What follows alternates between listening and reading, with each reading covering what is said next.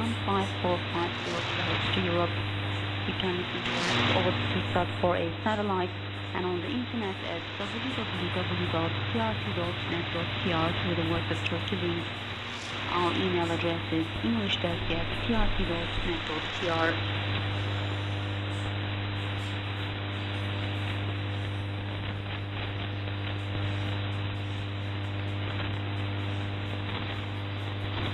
Ladies and gentlemen, this is Evren Genç and you are listening to the English language broadcast of Voice of Turkey. Today is April 9th, 2020. Here's the news in English. Number of COVID-19 cases has reached 1.5 million mark. Global coronavirus infections have increased 1.5 million as governments worldwide struggle to get the pandemic under control. The Johns Hopkins study found that 1,500,830 people have been infected with the virus since it emerged in China 4 months ago, including 87,705 people who have died and 317,855 individuals who have fully recovered.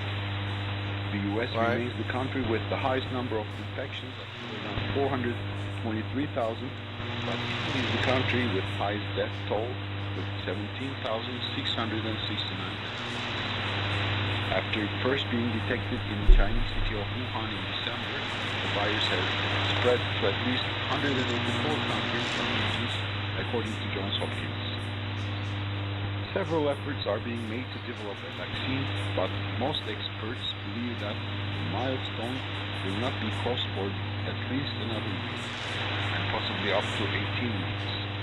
UN Secretary General Antonio Guterres earlier Wednesday described the coronavirus as one of the most dangerous challenges facing the international community, which he says is above all human crisis with severe health and socio-economic consequences.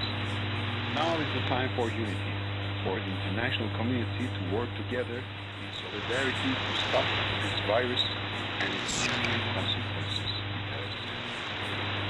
Trump criticizing the World Health Organization.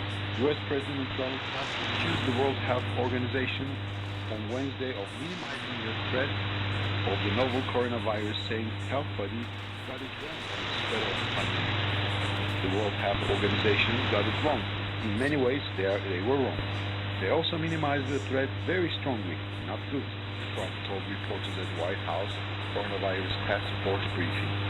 He said the U.S. pays hundreds of millions of dollars every year to the largest health organization, and it was $452 million in 2019, while China paid only $42 million, calling it not fair enough. They have yet their priorities right, and their priorities that every country has to be treated properly. And it does not seem that way, does it? Said Trump. So we are going to do a investigation, and we're going to make a determination as to what we're doing, he said. In the meantime, we're holding back.